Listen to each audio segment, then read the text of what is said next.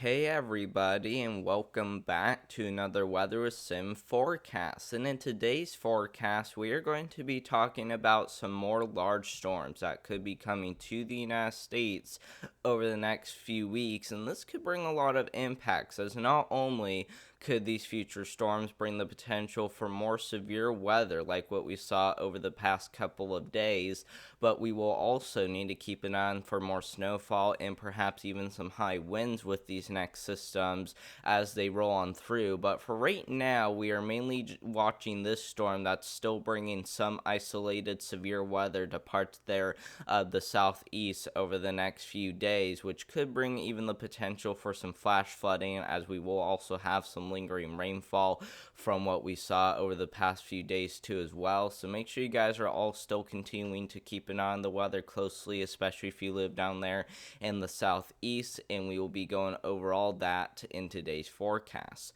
But one thing I want to quickly point out is that we are getting very close to reaching 2,000 subscribers, and you can help me get there by subscribing to my channel. And if we can reach 2,000 subscribers, that would be much appreciated. Let's first start off by going over the severe weather threat for today, and you guys can see that we do have a slight risk level 2 out of 5 threat for isolated to scattered severe storms down there across the southeast, including certain parts there of Mississippi, a pretty good portion there of Alabama, into northern and central Georgia, and even into the western panhandle of Florida will all be at risk for severe storms for today. And one of the things to keep an eye on is going to mainly be the tornado threat and the wind threat. Those are going to be the two biggest concerns for today. Hail threat, not really seeing any huge concerns for large hail, but if some of those storms really get going, we might still need to watch for some large hail. So still don't let your guard down with the hail threat, but I think the tornado threat and wind threat are going to be the biggest concerns overall, so I would recommend having your tornado action plan in place just in case, as that's one of the big things for today to keep an eye on closely. And if you don't have your tornado action plan in place, then this might not be well for you, so I would recommend having it. And then once we get into tomorrow, we still continue to see some chances for severe storms across parts there of the southeast, but just a little farther down to the south than what we're going to be seeing today. This now includes Georgia and even into the panhandle of Florida by the time we get into tomorrow, which will be for your Monday. One of the things to keep an eye on tomorrow is chances for small hail. We could be seeing some small hail tomorrow, as we will have more moisture and energy to work with since it's closer to the Gulf Coast. Tornado threat, we do have a risk for a few tornadoes, including some water spouts for tomorrow, so continue to have your tornado action plan in place tomorrow if you do live in Florida and as well as Georgia. Wind threat, we even have a shot of seeing some damaging winds, so all hazards will be in play. It's just that hail will be a little bit on the lower side of things, so we're not expecting any significant large hail tomorrow, but we still could see some small hail though, so we will keep an eye on tomorrow closely. And then the last day for severe storms will probably be on Tuesday, where we do have a small marginal risk for a few severe thunderstorms down there across the southern part there of Florida. But other than that, though, the storm should be fully over by the time we get into the middle of the week, so we will definitely be glad the storm died down by the time we get into the middle of the week, since we've been dealing with significant severe weather for days, guys. This has been a crazy weather system so far, and it will thankfully be over by the time we get into Wednesday of this week. And then, like I said, we still need to watch for some flash flooding across the southeast, as I am still anticipating chances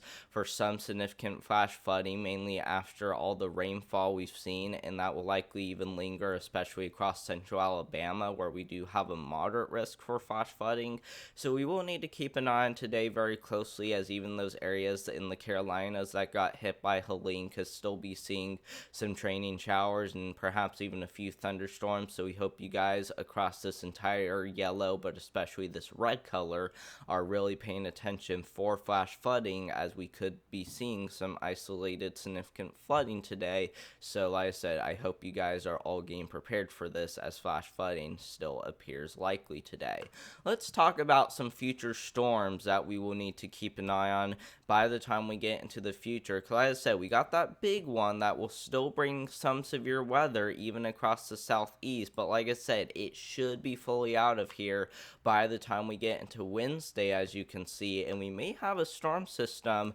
rolling on through from right behind it, which may bring some isolated showers and thunderstorms by the time we get into Thursday, April 10th, and we may see a few thunderstorms since we're going to have just a little bit of energy, not very much, but just a little bit of energy, which may lead to a few showers and thunderstorms, and maybe even a little bit of isolated severe weather potential, so something to keep an eye on there. After that storm system heads out, which should be out of here by next weekend, which will be about 7 days from now. Our next big system to keep an eye on will probably be during the middle of April on Tuesday, April 15th, where we may need to watch for a little bit more in the way of severe weather, as we're still going to have some energy once again to work with, and that might even grow even more by the time we get into the later part of April, where severe weather season even becomes more active. So something to really keep an eye on there, especially by the time we get into the later part of April, where I am expecting bigger severe storms. So we will need to keep an eye on that closely, as this month could be very active overall, but I hope we do get a break for severe storms at some point, because if you remember last year in April, we saw at least a marginal risk for severe storms every single day in April, but this time I hope we can at least get somewhat a break in April from severe weather, or else this month would have also been very active too. So we will really need to keep an eye on the severe storms very closely, but like I said, I am hoping that we do get a break at some point, since April is one of the most active months of the severe weather season. But thank you all so much for watching. I hope you guys enjoyed today's video. Weather with Sim merchandise is still currently available. If you guys would like to go check it out, make sure to go down below by clicking the link down below in the description, or you can even go to my store page on my channel, which is what I'm on right now. We sell everything from t-shirts to even Weather with Sim hats. So if